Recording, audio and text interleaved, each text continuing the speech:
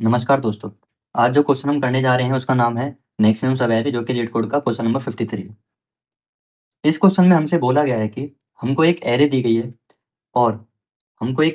है और उस एरे के अंदर हमें एक सब एरे जिसका सम सबसे लार्जेस्ट होगा, उस सब एरे का सम रिटर्न करना है। तो बेसिकली हम समझते हैं कि सब एरे होता क्या है। मान लीजिए हमारा एक ith इंडेक्स है और एक j इंडेक्स है। इस ith और jth इंडेक्स के बीच में हमारा ith इंडेक्स और jth इंडेक्स, इस इंडेक्स के बीच में जितने भी एलिमेंट्स आएंगे एरे के, मान लीजिए इस एरे के अंदर हम इस i से j रेंज के बीच में हमारे x एलिमेंट्स आए, तो हमारे इन x एलिमेंट्स को यदि हम एक साथ कहीं पर नोट डाउन करें, एक साथ यदि इन x एलिमेंट्स को हम एक साथ लेते हैं तो वो हमारा कहलाता है subarray part of this array. Subarray part of this array. Example, जैसे हमें ये इनपुट दिया हुआ है नम्स, इसमें अगर हम इंडेक्सिंग करें 0 1 2 3 4 5 6 7 8, अब मान लीजिए मैं 0 से लेकर 4 इंडेक्स तक की एक रेंज लेता हूँ और इस रेंज के अंदर जो एलिमेंट्स आते हैं वो हैं -2 1 -3 4 एंड -1। यदि मैं इन सारे एलिमेंट्स को कंसिडर करूं तो ये एक सब एरे है। तो ये एक सब एरे है किसकी? नम्स जो गिवन एरे हमारी कंप्लीट है उसकी। पर यदि यहीं पर अगर कोई कहे कि यार मैं इस 3 वाले एलिमेंट को ड्रॉप कर देता हूँ और जो एरे मेरे पास बची हुई है, मेरे पास जो एरे बचेगी वो है -2 1 4 -1, और अभी भी जो रेंज ले रहा हूँ मैं 0 से 4 तक की ले रहा हूँ। यदि आप ऐसा कर कर कहते हैं तो ये जो पर्टिकुलर पार्ट है ये सब एरे ना होकर, ये सब एरे ना होकर ये इस एरे का एक सब सीक्वेंस है। ये एक सब सीक्वेंस है और इस क्वेश्चन में हमें सब एरे का सम रिटर्न करना है। तो मुझे उम्मीद है आप समझ गए होंगे कि सब एरे क्या होता है और सब सीक्वेंस क्या होता है। तो आइए अब क्वेश्चन को समझते हैं। इस क्वेश्चन में हमें बोला गया है कि जो गिवन एरे है उस एरे की वो लार्जेस्ट सब एरे या फिर वो सब एरे जिसका सम सबसे ज्यादा हो, वो सम हमको रिटर्न करना है। जैसे कि आप इस एग्जांपल में देखें तो इन्होंने बताया हुआ है कि ये जो 4 से लेकर 1 तक की ये जो एरे है, इस एरे का जो सम है वो लार्जेस्ट है, जो कि हमारा है 6। तो इस एरे का जो सम था वो लार्जेस्ट था, इसलिए हमने इस एरे का ये सम रिटर्न कर दिया। बेसिकली यही हमें करना है, एक सब एरे और वो सब एरे जिसका सम सबसे लार्जेस्ट हो। तो आइए अब हम इसकी अप्रोचेस के बारे में जानते हैं। हम शुरुआत करते हैं अपनी ब्रूट फोर्स अप्रोच से। ब्रूट फोर्स अप्रोच, इस क्वेश्चन को सोल्व करने के लिए ब्रूट फोर्स अप्रोच क्या हो सकती है? हम ऑल पॉसिबल सब एरेज को जनरेट करें और उनका सम काउंट करके देखें या फिर सम करके देखें कि किस सब एरे का सम मैक्सिमम आ रहा है, और हम उस सम को रिटर्न कर देंगे। तो बेसिकली सारे सब एरेज को जनरेट करने के लिए हम 2 फोर लूप का यूज कर सकते हैं। बेसिकली मैं आपको एक सब एरे मैनुअली जनरेट करके दिखाता हूँ। मान लीजिए हम जीरोथ इंडेक्स से स्टार्ट होने वाली सारी सब एरेज को बनाने के लिए जाते हैं। तो सभी सब एरेज कैसी होंगी? तो पहली सब एरे हमारी, अगर आप ध्यान दें तो ये जो -2 है ये एक सब एरे हो जाएगा। -2, 1 ये एक सब एरे है। -2, 1, -3 ये भी एक सब एरे है। -2, 1, -3, 4 ये भी एक सब एरे है। सिमिलरली आप आगे भी जनरेट करते चलें तो हमारी जीरो इंडेक्स से स्टार्ट होने वाली ये पॉसिबल और भी आगे सो ऑन टू, जब तक कि हम लास्ट इंडेक्स तक नहीं पहुंच जाते हैं, ये हमारी और पॉसिबल सब एरेज बनेंगी। इस प्रकार से हम जनरेट कर सकते हैं। सिमिलरली मान लीजिए हम जीरो इंडेक्स के लिए कर चुके, जब आप फर्स्ट इंडेक्स पर आओगे फर्स्ट इंडेक्स के लिए आप सिमिलर सब एरेज को जनरेट कर सकते हैं। किस तरीके से? ध्यान दीजिए कि अब हम फर्स्ट एलिमेंट के फर्स्ट इंडेक्स से स्टार्ट करेंगे। हमने कहा 1 एक सब एरे हो सकता है, 1, -3 एक सब एरे हो सकता है, 1, -3, 4 ये एक सब एरे हो सकता है, 1, -3, 4, -1 ऐसे ही so on to last index तक। इस प्रकार से हम सब एरेज को जनरेट करते हुए चलेंगे। इन्हीं सब एरेज को जनरेट करने के लिए हम ब्रूट फोर्स अप्रोच यानी अपना फोर लूप का यूज कर सकते हैं। वो कैसे कि हम दो लूप लगाएंगे फॉर इंटीजर आई बराबर 0 से आई लेस देन एरे की लेंथ तक एंड आई को करेंगे प्लस प्लस। अब यहाँ पर जो ये हमारा ith पॉइंटर है ये हमको क्या बताएगा, ये वो ith एलिमेंट बताएगा जिससे हमें सब एरेज को जनरेट करना है, सब एरेज को जनरेट करना है, ये हमें वो बताएगा। और यदि इसी चीज को आप आगे अब हमें वैसे हमने 0 तो नेक्स्ट में माइनस का 2 का एलिमेंट था, उसके बाद हमें आगे का एलिमेंट चाहिए 2 के बाद 1 3 4 माइनस का 1 एंड 2 इस तरीके से आगे के एलिमेंट चाहिए। तो आगे के एलिमेंट्स के लिए हमारा जो लूप है वो 4 इंटीजर जे बराबर आई प्लस 1 से स्टार्ट हो सकता है एंड जे लेस देन कहाँ तक जा सकता है, लेंथ तक। जे की वैल्यू प्लस प्लस करते चलेंगे आप। या फिर आप ये भी कर सकते हैं कि यहीं पे इस लूप को आप आई से ही स्टार्ट करें कि आप यहीं पर आकर 2 फिर 2 1 फिर 3 फिर 4 फिर माइनस का 1 फिर 3 इन्हीं एलिमेंट्स को इस लूप के द्वारा उसके अंदर ऐड करें।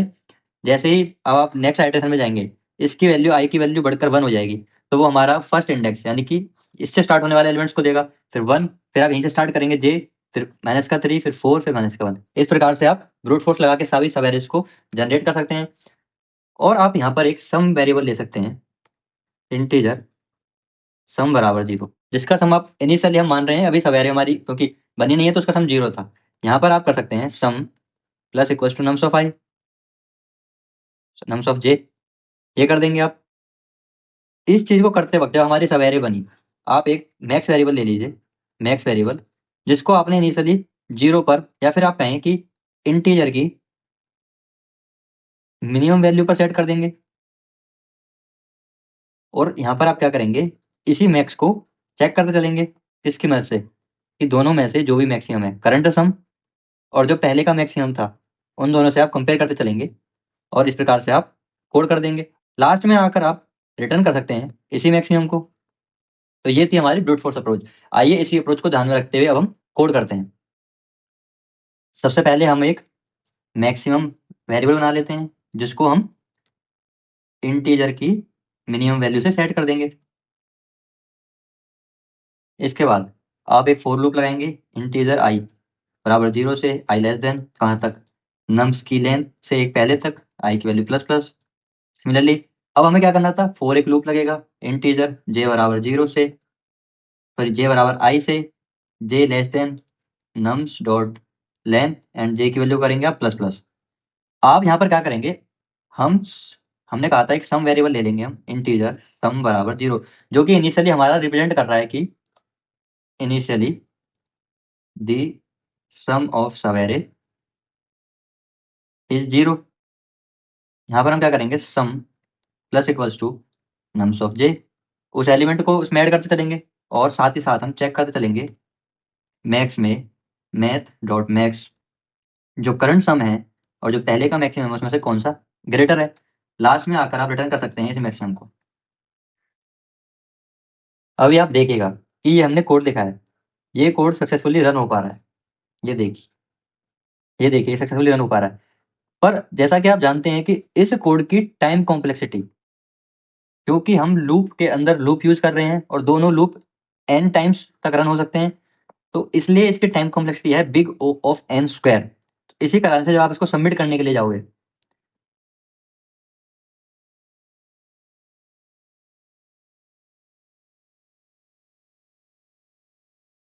ये देखिए ये सबमिट होने में भी काफी टाइम ले रहा है क्योंकि ये ब्रूट फोर्स अप्रोच है।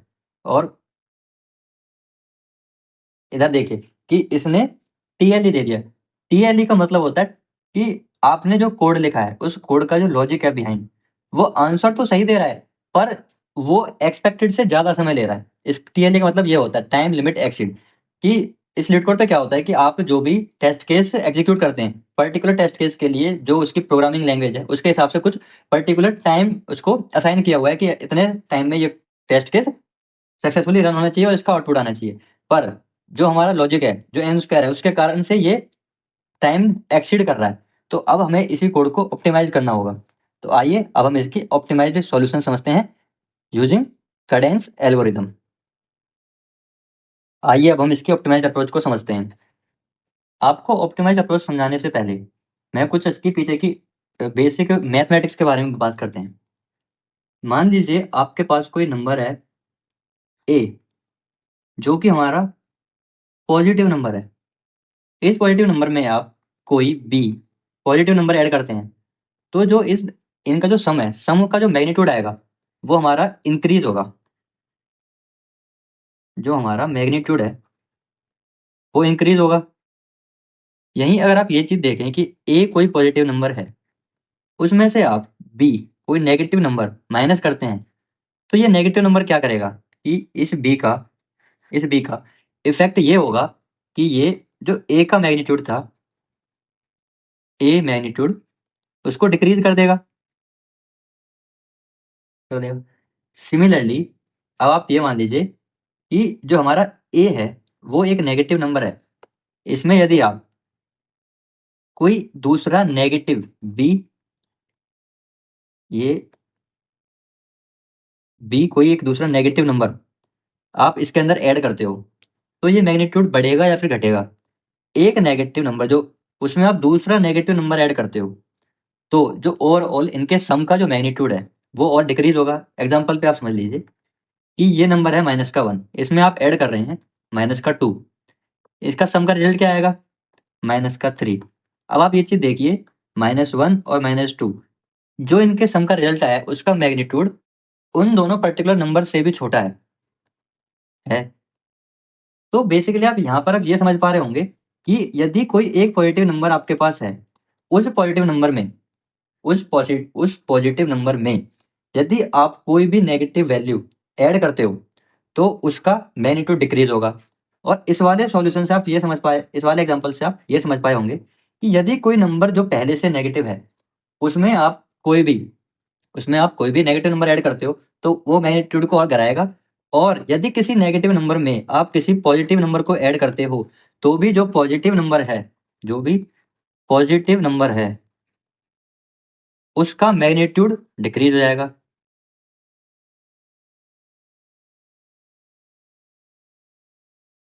तो इसी चीज को ध्यान में रखते हुए कडेंस एल्गो, जिसके द्वारा हम ऑप्टिमाइजर को लिखने जा रहे हैं, हम कहते हैं कडेंस एल्गो।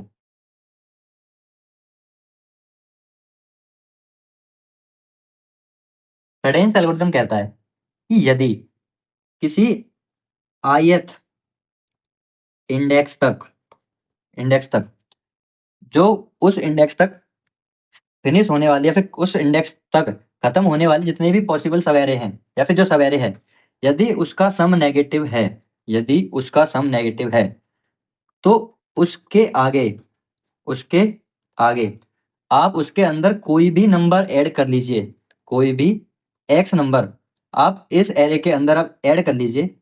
जो ये सब एरे है, ये जो आने वाले अगला नंबर है उसके मैग्नीट्यूड को डिक्रीज ही करेगी। फॉर एग्जाम्पल, आपने 0 से लेकर सेकेंड इंडेक्स तक सब एरे बनाई। जैसे यहाँ पे देख लीजिए -2, 1, -3, ये एक सब एरे है। इस सब एरे का जो सम है वो हमारा क्या है? -2, -3, -5 + 1 दैट इज 4। इस सब एरे का सम 4 है। यही यदि आप इस सब एरे का जो सम है वो हमारा -4 है। यही अगर आप देखें तो इसके जो अगला एलिमेंट है वो है हमारा 4। यदि इस -4 में आप +4 करते हैं तो रिजल्ट क्या आया? 0।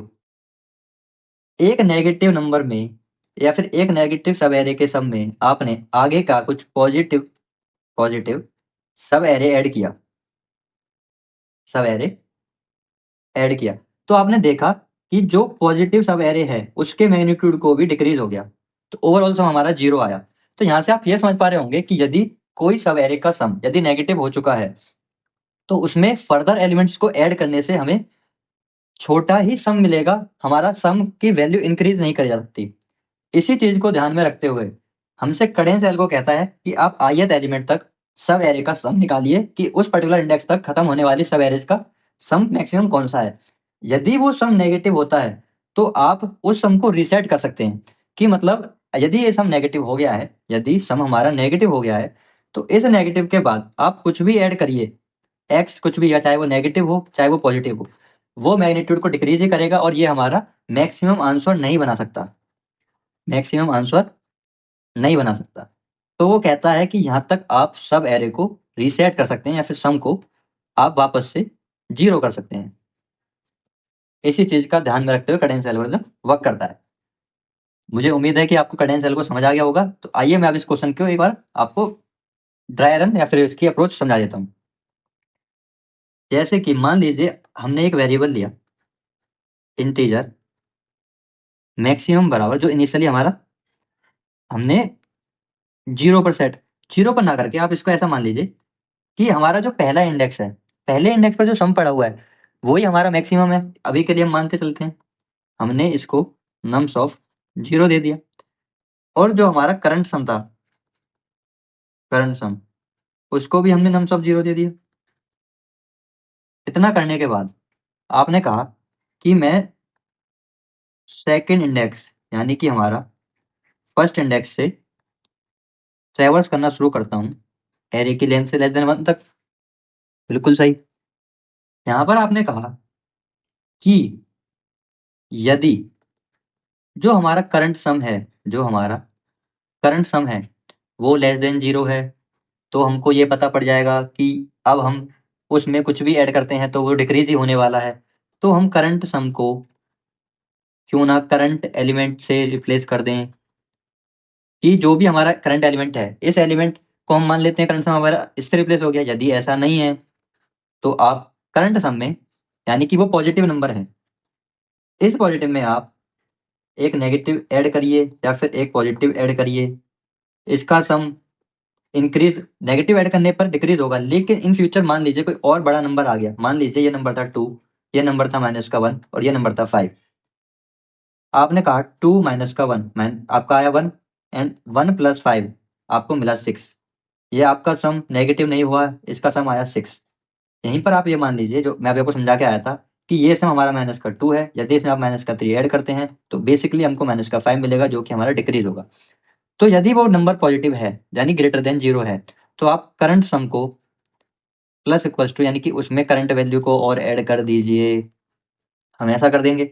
इतना करने के बाद हम अब जो हमारा मैक्सिमम था, मैक्सिमम से कंपेयर करा सकते हैं करंट सम को, कि हमारा math dot max current sum comma maximum, इन दोनों में से कौन सी वैल्यू बड़ी है इसी को कंपेयर करा सकते हैं। कंपेयर कराने के बाद हम सीधे जब ये लूप कंप्लीट हो जाएगा इसी मैक्सिमम वैल्यू को रिटर्न कर सकते हैं। तो यही है हमारा कैडेंस एल्गो से इसका ऑप्टिमाइज सॉल्यूशन, जिसकी टाइम कॉम्प्लेक्सिटी है बिग O ऑफ n और स्पेस कॉम्प्लेक्सिटी है वो है कांस्टेंट, क्योंकि हम सिर्फ एक वेरिएबल का यूज कर रहे हैं दो। तो आइए अब इसी अप्रोच को ध्यान में रखते हुए हम इसका कोड करते हैं। चलिए अब हम इसका ऑप्टिमाइज्ड कोड करते हैं। जैसा मैंने कहा सबसे पहले हम एक मैक्स वेरिएबल बना लेंगे जिसको हम नम्स ऑफ 0th एलिमेंट से इनिशियलाइज कर देंगे और साथ में एक करंट सम भी हमारा स्टार्टिंग में नम्स ऑफ 0 के बराबर ही रहने वाला है। उसके बाद अब हम उससे अगले एलिमेंट से यानी कि फर्स्ट इंडेक्स से ट्रैवर्स करना शुरू करेंगे नम्स डॉट लेंथ तक, और आप आई की वैल्यू को करते चलेंगे प्लस प्लस, इतना कर देंगे। इसके अंदर आपको चेक करना था यदि करंट सम लेस देन 0 है यानी कि नेगेटिव है, इसमें आप कुछ भी ऐड करने पर हमारी वैल्यू डिक्रीज होगी। तो आप करंट सम को रीसेट कर दीजिए नम्स ऑफ आई के साथ। उसके बाद आप एल्स में करंट, यदि ऐसा नहीं है तो करंट सम में आप करंट वैल्यू जो नम्स ऑफ आई पर जो एलिमेंट है उसको ऐड कर सकते हैं। इसके बाहर आने के बाद आप कंपेयर करा सकते हैं कि जो हमारा करंट सम है और जो हमारा मैक्सिमम है उनको कंपेयर करा लीजिए और लास्ट में आकर आप इसी मैक्सिमम वैल्यू को रिटर्न कर सकते हैं। देखिए हम इसको रन करके देखते हैं।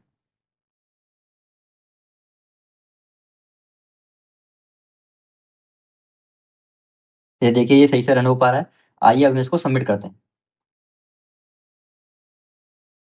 ये देखिए ये अच्छे तरीके से सबमिट हो गया और इसकी आप कॉम्प्लेक्सिटी एनालाइज करें तो जो इसकी कॉम्प्लेक्सिटी है वो बिग O ऑफ n है। तो ये बेटर एंड ऑप्टिमाइज कोड है यूजिंग कैडेंस एल्गोरिथम।